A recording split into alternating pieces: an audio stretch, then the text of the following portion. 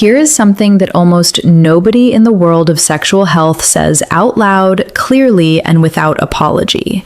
Desire does not disappear after 60. It does not fade into irrelevance. It does not become something you are supposed to quietly set aside and pretend you have outgrown. What actually happens, and this is one of the most important things I share with the men and women I work with, is that desire transforms. It changes its nature. It shifts from being spontaneous to being responsive. And that shift, once you understand it fully, is not a loss. It is simply a new landscape. And like any new landscape, once you learn to read it, you can navigate it beautifully. I'm Dr. Julia Rhodes, a men's sex therapist with over a decade of experience working with different couples and helping men regain their sexual health and strength. If you are watching this and you recognize yourself in what I am about to share, if you have been wondering whether the changes you are experiencing in your desire and your body are normal, or whether there is something wrong with you, I want you to stay with me through every word of this, because what I am about to share has the potential to genuinely change your intimate life. Not theoretically, not eventually, now. And if what you hear today shifts something for you, I want you to leave a comment below. Tell me where you are, what resonated, what questions are coming up for you. These conversations are the ones that matter most. Do not scroll past without adding your voice. Let us begin with the most fundamental shift, the one that, once understood, reframes everything else. When desire is spontaneous, it arises seemingly from nowhere. You see someone attractive across the room, and your body begins to respond before you have made any conscious decision. Your mind starts to move in a certain direction. Physical changes begin, unbidden. The desire comes first, and the body follows almost automatically. For many people, this is how desire worked in their 20s, 30s, perhaps even their 40s. It felt effortless in a way that made it easy to take for granted. It felt like the natural state of being a sexual person. Responsive desire works differently. It does not arise unprompted. It requires context. It requires a trigger, some form of physical touch, emotional connection, atmospheric preparation, or mental engagement that the body can respond to. It does not mean the desire is absent or diminished. It means it is waiting for an invitation rather than arriving uninvited.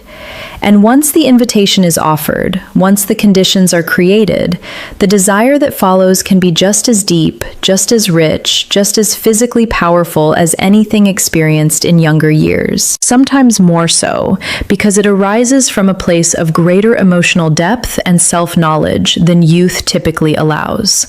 Let me share something personal to illustrate this, because I think the most useful thing I can offer is honesty about my own experience as a woman in her 60s navigating exactly these changes. When I was younger, I could encounter an attractive person from across a room and feel my body begin to respond. Excitement would build, my mind would engage. Physical changes that prepare the body for potential intimacy would begin, entirely without my having done anything to initiate them. The desire was spontaneous. It needed no warm-up, no context, no preparation.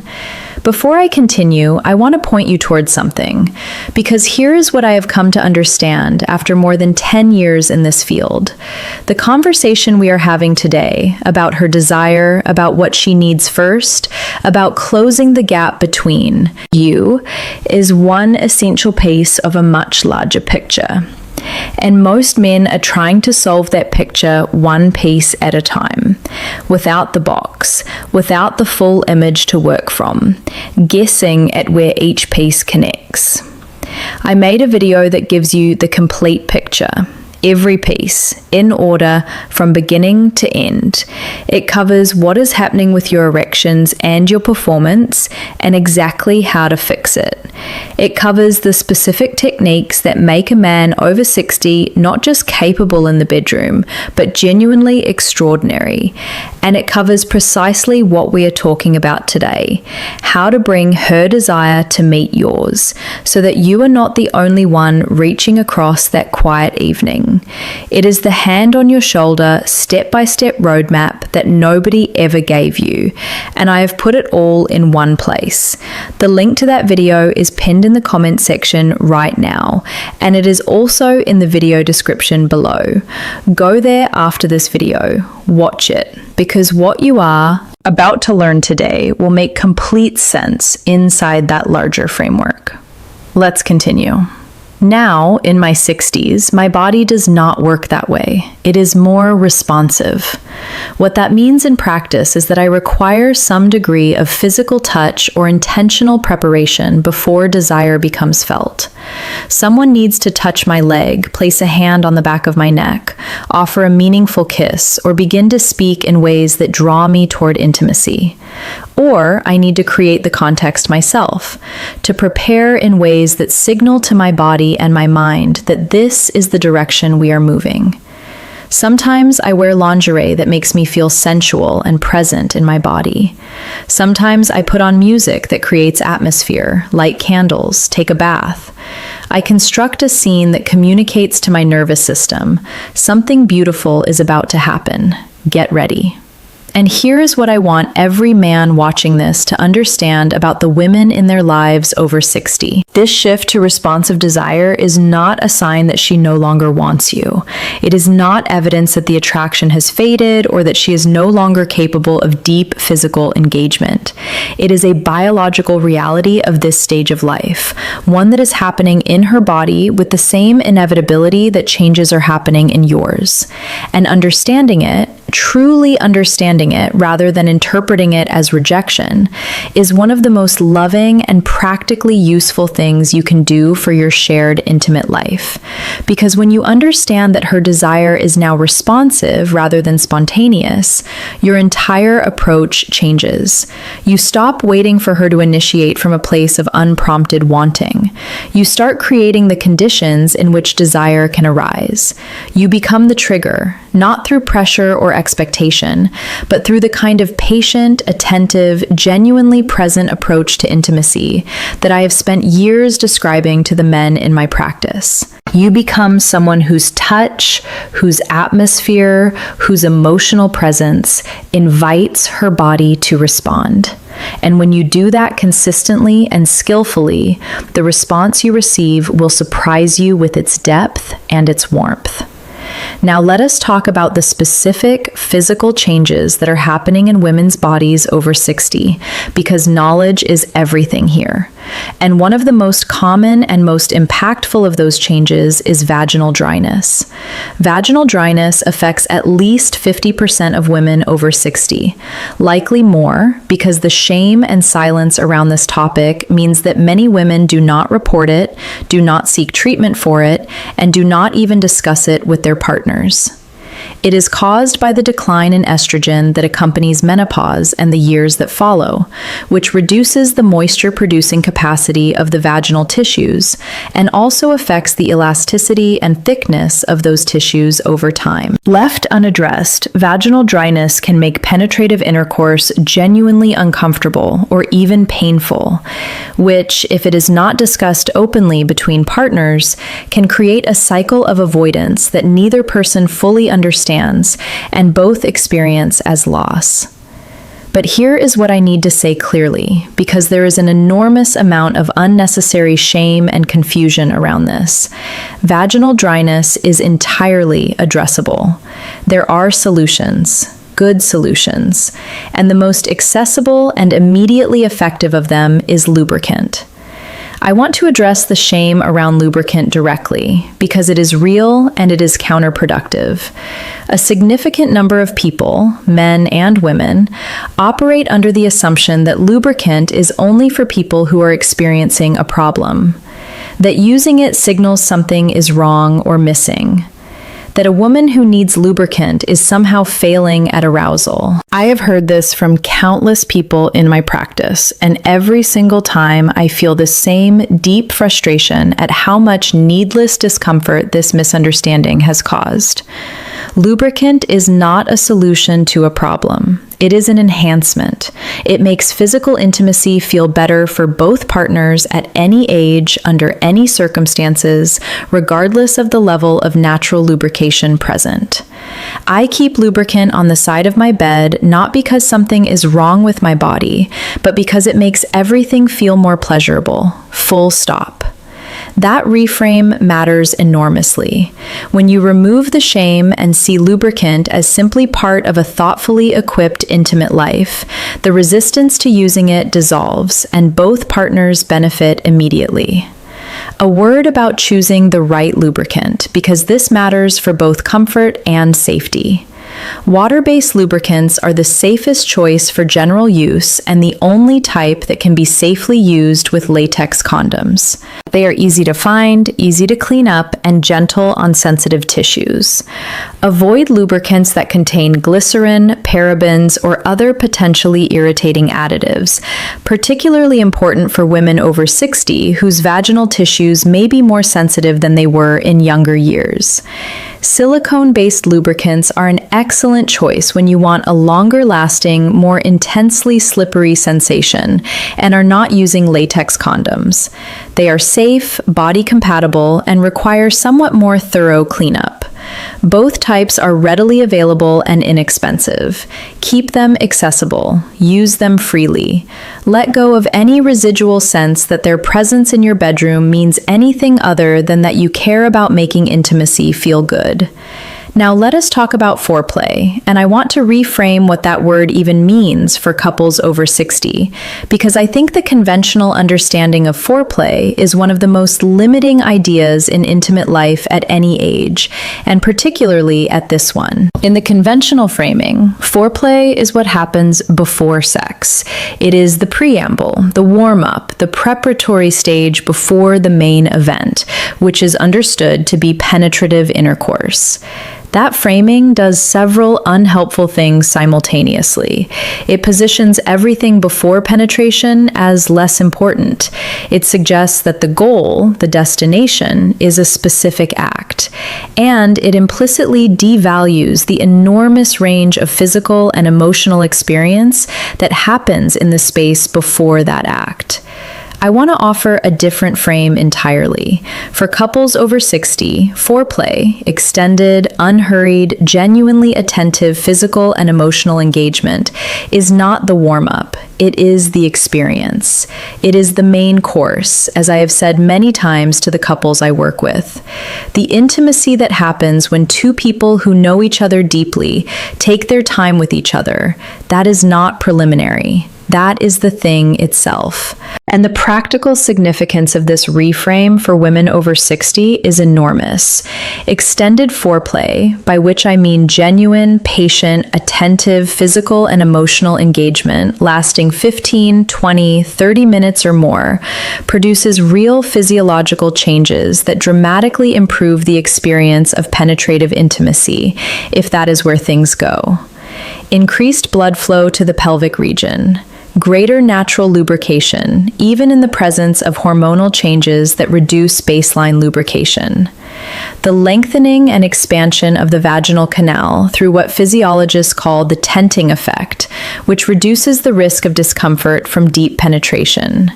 The elevation and repositioning of the cervix, the swelling and increased sensitivity of the clitoris and labia. All of this happens during genuine arousal, and all of it requires time. For men over 60 reading this, I want to be very direct. The investment in extended foreplay is not charity toward your partner. It is not patience you are extending as a favor. It is the foundational practice that makes everything else in your shared intimate life possible and pleasurable. A woman whose body has been given the time and attention to move through full arousal will have an experience of penetration, if that is what follows, that is incomparably richer than the experience of a woman who has been hurried through a brief warm-up. The physical difference is measurable and significant, and the emotional dimension, the experience of being made to feel genuinely desired and attended to, rather than tolerated or accommodated, is is, for most women, as important as anything that happens physically. There is something else I want to name here about what makes intimate engagement genuinely possible and deeply pleasurable for women at this stage of life.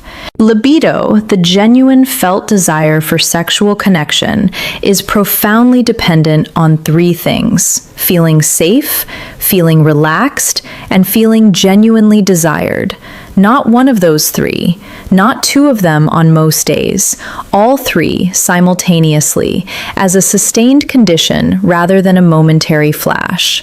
When a woman over 60 feels rushed or pressured, or senses that her partner's primary attention is on their own gratification rather than on her experience, her nervous system registers that as a form of threat, not necessarily consciously, but at the level of the body. And the body's response to perceived threat is to close, not to open, to guard, not to surrender. The arousal response, which requires the parasympathetic nervous system, the rest, relax, and restore branch of the autonomic nervous system, simply cannot proceed when the body is receiving signals of urgency, pressure, or emotional unsafety. But when she feels genuinely safe, emotionally, physically, in the relationship, and when she feels her partner is truly present with her rather than managing his own anxieties about performance, and when she feels desired in the specific way that being given time and unhurried attention communicates, her body opens. The arousal response deepens. The experience becomes something she is fully participating in, rather than something she is accommodating. That quality of full participation is what both partners are actually seeking, even when they may not have those exact words for it. And it is achievable at any age. In fact, for couples who have developed the emotional depth and communication that long relationships can produce, it is more consistently achievable now than it was in younger years, when urgency and self-consciousness often interfered. Rest matters as well. I include this because it is often overlooked in conversations about intimate health, and because for many people over 60, fatigue is a genuine factor in how available they feel for intimacy. The relationship between sleep, hormonal health, and sexual function is direct and well documented. When you are chronically fatigued, your body deprioritizes sexual function. It is not a biological necessity in the way that survival functions are, and an exhausted system will redirect its resources accordingly. Protecting your sleep, treating rest as a priority rather than a luxury, is not separate from protecting your intimate life. It is part of the same continuum of care. Now I want to talk about something that does not get nearly enough attention in conversations about intimate health over 60: the extraordinary health benefits of orgasm. Because if you need another reason, beyond pleasure and connection, to prioritize your intimate life, the science provides it compellingly. Orgasm, whether reached through self-pleasure or with a partner, produces a cascade of physiological benefits that extend well beyond the immediate experience. Regular orgasms have been shown to support immune function. The hormonal and neurological changes that accompany climax appear to enhance the body's natural defenses in measurable ways. They support cardiovascular health through the sustained elevation of heart rate and improved circulation that accompanies full sexual arousal and climax, a form of cardiovascular exercise that carries its own particular pleasures. They profoundly support sleep. The post-orgasm release of oxytocin and prolactin creates a state of deep relaxation that many people describe as among the most restful they experience, and consistent, high-quality sleep is one of the most protective factors for overall health in the later decades of life. Orgasms reliably reduce stress by lowering cortisol and elevating serotonin and dopamine, the very hormones that regulate mood, motivation, and a sense of well-being. And perhaps most remarkably, scientific research has identified a meaningful association between regular sexual activity and orgasm, and a reduced risk of cognitive decline. suggesting that maintaining an active, intimate life in later years may be genuinely protective of brain health in ways that are only beginning to be fully understood by researchers. Let me say that again in plain terms, because I want it to land clearly. Having regular orgasms may help protect your brain as you age. This is not folk wisdom or wishful thinking. It is an emerging area of scientific evidence with genuinely significant implications for how we think about intimate life in the later decades. Which means that prioritizing your intimate life, creating the conditions for desire to arise, investing in the foreplay and the atmosphere and the emotional connection that make orgasm possible for both partners is not indulgence. It is an act of genuine self-care and mutual care. It is good for your immunity, your heart, your sleep, your stress levels, and your cognitive health. Orgasm is medicine, the most pleasurable medicine available, and the only one that requires nothing more than the willingness to seek it. So let me bring all of this together with some specific practical steps that you can begin implementing immediately. Set the scene with intention. Atmosphere matters more than most people give it credit for. Lighting, music, temperature, fragrance, these are not frivolous details. They are the signals that tell the nervous system it is safe to shift from the vigilance of daily life into the openness of intimacy.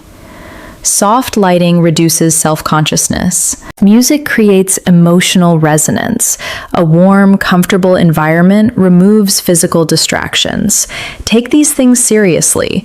Invest 5 minutes in creating an atmosphere and watch what a difference it makes. Consider scheduling intimacy. I know that scheduling sex sounds deeply unromantic to some people, and I understand the instinct completely. There is a widespread belief that genuine desire should be spontaneous, that if you have to plan for it, somehow the authenticity is diminished. But let me offer a reframe that I have seen transform couples' intimate lives. Scheduling is not the opposite of spontaneity. It is the creation of intentional space for desire to arise and develop. When intimacy is in the calendar, both partners can prepare, mentally, emotionally, and physically. The anticipation itself becomes part of the experience, often a deeply pleasurable part. You can spend the hours or days before a scheduled intimate encounter, allowing your mind to move in that direction, building the kind of mental and emotional arousal that primes the body beautifully. And the clear signal that intimacy is coming gives both partners time to begin the shift toward the responsive state we discussed, to prepare an atmosphere, to choose clothing that makes them feel sensual and present, to arrive at the encounter already partially warmed toward it, rather than transitioning abruptly from the demands of daily life. For couples over 60 with responsive rather than spontaneous desire, scheduling can transform intimacy from something that happens only when every other condition aligns to something that is actively prioritized and protected. I keep intimacy in my own diary. It is one of the most concrete forms of self-care I practice. Choose your lubricant and keep it accessible. Remove any shame or hesitation around its presence in your bedroom. It belongs there, like any other thoughtfully chosen element of your intimate environment. Explore the use of sex toys with openness and curiosity. Vibrators and other intimate products can provide forms of stimulation that are particularly effective for women over 60, whose sensitivity patterns have changed, and that can make orgasm more consistently achievable, regardless of other physical changes. These are not replacements for partner intimacy. They are additions to the palette of what is possible. Keep a weekly fantasy journal and share one entry with your partner each week. This practice does several important things at once. It keeps your erotic imagination active and engaged, which matters profoundly because mental arousal is as real and as physiologically significant as physical arousal, and the imagination is one of the most powerful sexual organs available to us at any age. An active erotic imagination also serves as an ongoing source of the mental triggers that responsive desire requires. It creates a sustained habit of erotic communication between partners that builds trust, intimacy, and genuine curiosity about each other over time. And it provides both partners with a deepening understanding of what excites and moves the other, knowledge that becomes increasingly valuable the more consistently it is applied. Share your fantasies with your partner. Invite theirs. Let that conversation be ongoing, curious, and completely without judgment.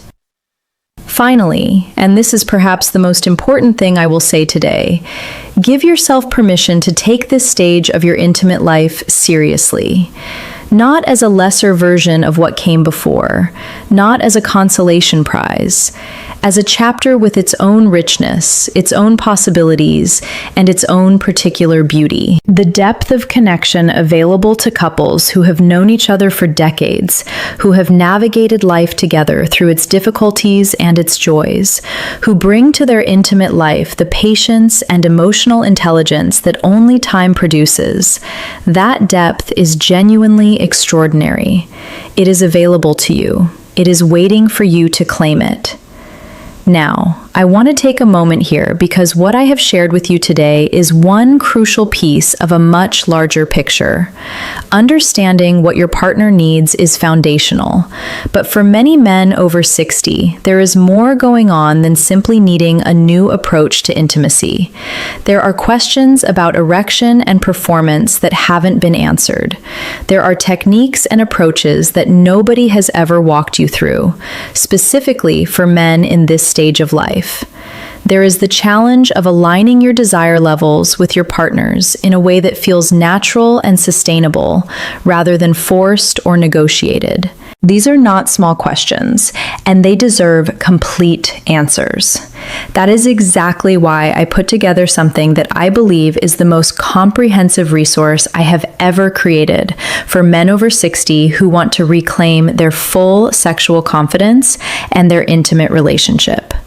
I made a dedicated video about it, and I want you to watch it. It pieces the entire puzzle together, from fixing erection and performance issues at the root level to the specific techniques that make a man genuinely exceptional in bed after 60, to the exact approach that brings your partner's desire into alignment with yours. Every piece connected, every step guided from beginning to end. Like someone who has walked this road with hundreds of men taking you by the hand and showing you every turn. The link to that video is pinned in the comment section right now. It is also in the video description below. I want you to go and watch it after this video. Not because what we covered today isn't valuable. It is. But because what is waiting for you in that video takes everything you have learned here and gives you the complete roadmap, the whole picture, nothing left out. Go and find it. It is pinned in the comments and it is in the description below. What you find there could genuinely change the trajectory of your intimate life and your relationship. If this has resonated with you today, if something I have said has shifted how you see your intimate life, or answered a question you had been carrying, or simply made you feel less alone in what you are navigating, please leave a comment below. Share what landed for you. Ask what you still want to know. Tell me what you are going to try first. These conversations are the ones that matter. They are why I do this work. I'm Dr. Julia Rhodes. I will see you in the next video.